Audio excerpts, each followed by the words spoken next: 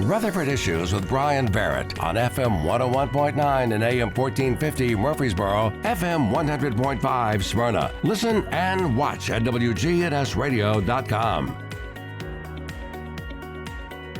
Rutherford Issues is powered by Middle Tennessee Electric. They offer more than just electricity. Their community outreach team collaborates with schools, parents, and students to create engaging learning experiences. MTE, serving to make life better since 1936. Our interview on air, radio, audio streaming, but on video on Big GTV, presented by Turner Security and TechCore. Time to talk to Butch Vaughn this morning. Rutherford County School Board member representing Zone 6, but when you're on the school board, you're representing all of Rutherford County, aren't you, Butch? Yes, you are. Yeah, it's a great thing. You know, we've got the best school board, the school system, I think, Brian, anywhere in the state of Tennessee. You know, when you look at the results that, you know, we've got level 5 schools that are, I think, 32 of them, I think, and you know that's a top level you can get, and it's just amazing the job that all the teachers and principals and everybody does, I think, and Dr. Jimmy Sullivan, you know, he has compiled such a great staff there at the central office that, you know, they've all worked together, and I think that's the reason for the success. And you know, it's a challenge every day. And what happened in Antioch, you know, is something that school safety, boy, I tell you, it's just something that, you know, that's so important, and we've got to continue to get better at that. And you know, I think that's one of the things that I know that as a board, we all are wanting to do and trying to do. And Dr. Sullivan, you know, he is really a great leader. Mm-hmm. You know, he reminds me a lot of Harry Gill. You know, Harry's the best superintendent I ever worked for. And but you know, he's very approachable. You know, and he's a common sense guy. And but he has great leadership skills, and it's shown, I think, in the result. I think everybody supports him. Stan Vaughn, you know, we've basically been going to all the schools trying to just meet the principals, and every one of them, you know, support everything Dr. Sullivan's doing. And that's a pretty unique thing when you have a school system as big as ours. You know, we have over 52,000 students, and we have close to 7,000 employees. And you know, that's a little city in a way. Oh yeah. You know, but yeah, it's just a city that's spread out over an entire county area. Right. And you know? Boy, I tell you, it's, you know, it's amazing how diverse this county is. But man, it's so enjoyable to go and visit schools and just see how well these schools are doing. You know, when you go in there and the kids are happy and laughing, you know, and that's a pretty good indication. You know, school safety, I know, it has to, when something like that happens, and when it happens in a neighboring county, I know it just has to make anyone who's an educator just stop and think. And with the number of schools and kids, and as big as the system is, you know, every day you walk out that something doesn't happen, we have to be thankful. I mean, it's almost like it's only a matter of not if, but when, and you know, and doing everything you can to prevent. Right. And I'll have to say, you know, that Sheriff Truman Jones started the SRO program, and boy, I tell you, Brian, I was a principal, had the first SRO, Bill West, and people don't understand how bad things used to be and how much the SRO program has helped. And the main thing about the SRO, it's not that we got a law enforcement officer at the schools, but the valuable part of that is they develop relationships with these kids, and kids want to be safe. And so if there is anything going on, they pretty well let the SROs know. Mm-hmm. And I think that's one thing that's really helped us. But, you got to always be on alert, because I know I met this week with Representative Mike Sparks, and we've got an epidemic in our schools in mental health and teen suicide, and the what happened at Antioch. The kid had a mental health problem, and we're trying to, Mike and I, and Mike's doing it at the state level, and we're trying to just support him and what he's doing, and trying to develop some type of programs to help recognize this and deal with it, before things happen. Speaking of that, he and I talked about it just a little bit yesterday, and see something, say something. I've heard that it's happened, Correct.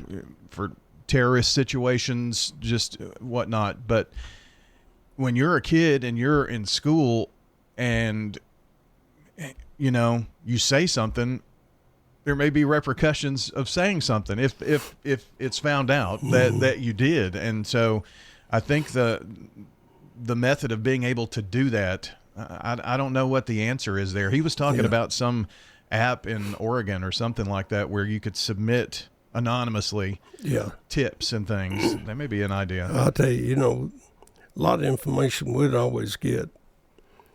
Kids would let us know, mm-hmm. and it's when kids let you know, it's a confidential thing, and I think the SROs do it in a way that nobody really knows where it came from. And a lot of times, if you get more than one tip, too, you really know. I mean, your confidence grows the more information you get. You better believe it. Yeah. And one thing the police chief in Metro Nashville said I heard him on the news. He said that if somebody had what was exactly, I'm not sure exactly what he said, but something like if somebody had said something, it probably wouldn't have happened. In other words, it indicated to me that some kids knew something and didn't say anything. Yeah. And the kid down there, his desire was he was planning on shooting 10 kids. And it's just hard to understand. But, dealing with kids and, the biggest problem a lot of them have is they just don't have any hope. And, when you take hope away from anybody, it's a problem. Yeah. And, you can't tell them about Jesus Christ. You wish you could, but you can't. But again, kids have just got to understand there's always hope. As long as you got breath in you, there's always hope. For someone to have that going on, there are a lot of people that want to place blame here and there, blame, on guns and whatnot. And I'm not here to even talk about that, but we're avoiding the issue, and you hit on it. The issue is mental health. Right. Guns don't shoot. Guns, I never killed anybody. It's people that shooting them. That's the problem. Well, I mean, there would be if there were no gun in this situation, there could have easily, if he intended harm, are other ways to be able to do that. You know, people have the mind made up; they're going to do it, and just like the guy in New Orleans with the car, using the car as the means to inflict harm, and to be able to recognize this and head it off at the pass. I mean, gosh, I know those people down there looking around and saying, "Hey, gosh, where did we miss? What did we miss?" And I'm sure the parents are the same way. But when a kid goes in a room and stays on the computer all the time with the door shut, I mean, parents, if you're listening, you ought to really investigate if your kid's doing that, because on the internet and on the web out there, there's just so many things that are evil that they can get to, that you really need to monitor where kids are going to. But you have, everyone carries around one in their hand. Yes, sir. All the time. And you can get to anything you want to. Yeah. And the kids, that's our main means of communication now, is that social media. And bullying on social media, and you and I may have hard feelings. Well, I may not have guts enough to look you in the eye and say something, but I can get on that social media and I can try to bully you that away. And it's just we've just uncorked an evil thing. It's satanic in my opinion, because it's just. It's meant for good, but it's Satan is just using it for harm. And we just we've got to take our schools back. We've got to take our kids back, because man, that's the future of our country, and that's the future of us. And we got a great opportunity right now. President Trump, boy, he is. They say worldwide that all these leaders in these other countries are breathing fresh air because they're just so glad. And, it's an opportunity, I think, for all of us to get behind and support what we need to do and do the right thing and what the country was based on. And, the main thing about that is our kids. And, we're just very blessed here. I mean, I'm telling you, the quality of teachers and administrators is just phenomenal. Why anybody would want to go anywhere else other than right here is beyond me. Yeah. I mean, to be this large, the fourth largest county in the state of Tennessee now. Right. To be this large, to have a school system of 52,000 plus, over 7,000 employees. You look at similar systems in other places, their schools aren't, level 5s and top of the line. And, we have the best, elementary and middle and high school in the state of Tennessee. Right. So what is the difference? Is it the leadership? Is it the people who are involved? I know we've got great teachers. I think it's all of it. Yeah. I think, it's I look at it sort of like a football team. There's times you can have a great coach and have great players, but they don't do very well. There's other times that, the key to it is when you win, it's because the players have bought into what the head coach is teaching them, and they all work for the same goal. And when that chemistry's there, it's unlimited what they can do, and I think you're seeing the results of that coming together in that chemistry. It's just because that Dr. Sullivan, he supports the teachers and all, and they know that he's there for them. But we're also lucky here too that we got Middle Tennessee State, and we're fortunate a lot of those kids that come there that want to be teachers or graduate, and they've moved here and lived here and want to stay here. And so we're fortunate. We had just about every one of our positions filled when the school started, and a lot of school systems around us really struggle to get good people. But I'm telling you, I go in the schools all the time and visit, and it's just amazing to me the quality of people we do have. Really, it's a hard job, but boy, it's the most rewarding job you can ever have. When a kid comes up and thanks you 20, 30 years later, you helped me, that's what it's all about. That's worth more than money, And every one of us can look back and think about somebody that made a difference in our life, and that motivated us, or disciplined us one way or the other, did whatever. But yeah, I'm just thankful we got what we got, and I just hope everybody recognizes that. It comes with challenges, obviously. One of those, you all, the school board, we went through a rezoning just to, I mean, if you've got 20 seats here, I mean, this is how tight things are. You need to fill those 20 seats. If you've got 40 that don't have a seat or are in a portable, I mean, and I think the explanation of the rezoning that made more sense to me is when Dr. Sullivan said, if we don't do this rezoning, why is the county commission going to approve the next high school? Because we're not efficiently using the school buildings that we have. It makes so much sense. It doesn't make it any easier to deal with. Yeah, rezoning, boy, that's a really I saw you get uneasy thing. when I said that word. Well, the hard thing about it is that there's no way to ever please everybody. Right.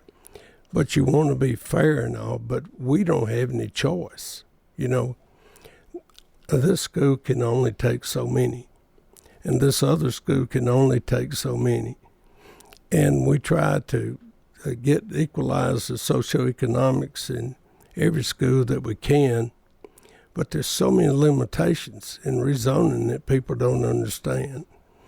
And we're really in a predicament. We want to build a new high school down at Eagleville, and around Laverne in Smyrna, because boy, they just exploded down there, and we're just struggling to find land.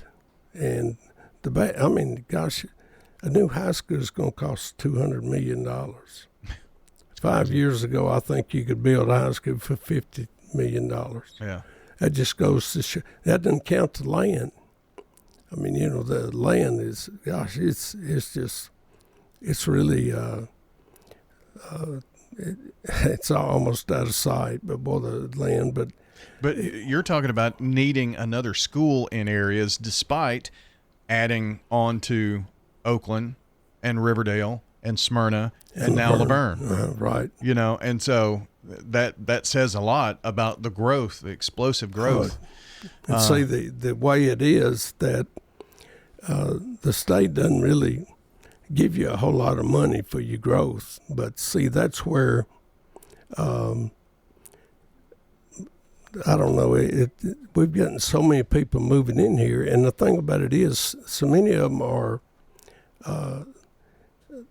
what we call ESL, English as a second language, that English is not the primary language. And, we've had to hire so many new ESL teachers to deal with those type of kids because, I mean, you can imagine, Brian, that if a kid if you're a teacher and a kid comes in your class, he can't speak a lick of English. Mm-hmm.